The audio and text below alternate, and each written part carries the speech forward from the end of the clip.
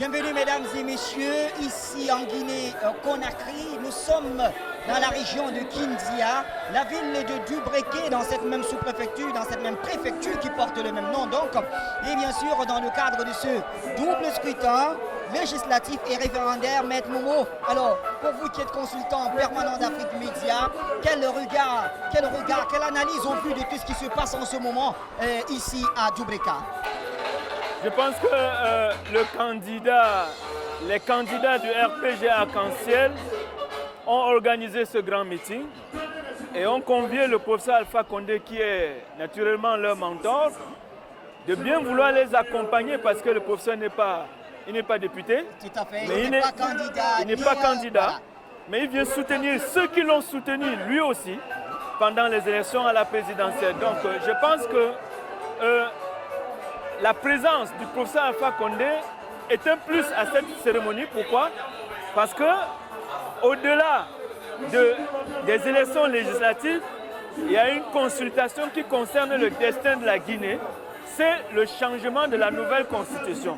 Donc la consultation référendaire, le rôle c'est de savoir, le but c'est de savoir si les Guinéens, M. Bachir, sont d'accord pour ce projet de constitution ou s'ils ne le sont pas parce que la souveraineté appartient au peuple. Et là, deux réponses seulement sont possibles.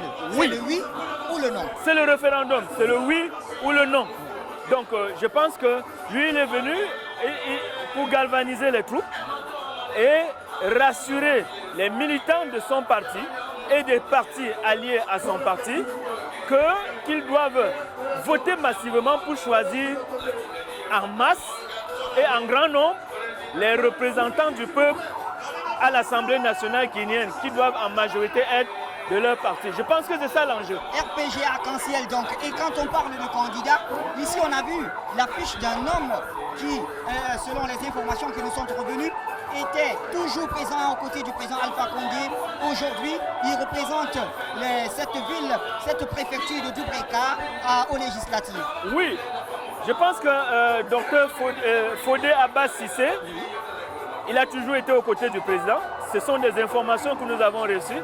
Maintenant, lui, il veut que le destin de la Guinée soit géré d'une autre manière en tant que parlementaire. Je pense que M. Bachir, vous ne pouvez pas empêcher un homme d'avoir des ambitions politiques.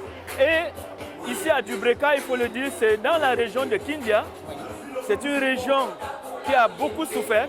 Souffert. Vous nous en dites un peu plus, mais... Qui a beaucoup souffert parce que au lendemain du 28 septembre 1958, Kindia abritait l'un des plus grands centres de recueil, le plus grand centre de collecte des venins des serpents pour les sérums. Alors au lendemain du 28 septembre 1958, ces serpents ont été lâchés et c'est une région qui jusqu'aujourd'hui lutte et bagarre contre les serpents. Alors ça, c'est des détails que les Africains devraient savoir. Oui. Donc Dubreka n'est pas seulement une ville dans laquelle on va venir célébrer ou militer, encourager à aller voter des candidats. Oui. Il faut retenir que c'est une ville chargée d'histoire. Maître Momo, on a vu tout à l'heure un show magnifique, il faut bien le dire. Ouais. Tous ces militants et sympathisants du RPG Arc-en-Ciel qui étaient là, et venus de plusieurs quartiers. J'ai pu lire le quartier Dar es Salaam, on a pu lire, il y a le quartier Samori Village, je crois. Oui, Ouais, oui. c'est un peu ça. Oui. Voilà. Bon, je pense que nous sommes dans un pays où tout a une signification. Vous allez voir les dates historiques, les noms historiques, place des martyrs. Après, vous allez voir un petit nom qui est collé. Si ce n'est pas Alpha Yaya, c'est Samori Touré.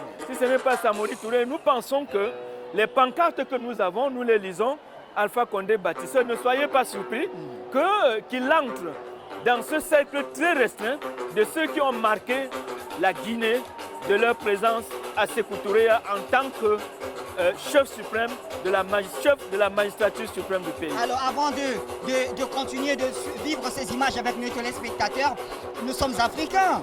Et j'ai remarqué quand même qu'il y a une divinité africaine qui est célébrée aussi en Guinée. Nimba. Nimba. Oui. Alors Nimba, c'est qui?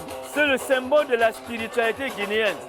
C'est-à-dire au-delà des religions auxquelles nous sommes alliés, auxquelles nous sommes liés, il y a quand même un symbole de la spiritualité africaine. c'est l'africanité de la Guinée. Et je pense que la Guinée est l'un des rares pays à célébrer de façon unanime.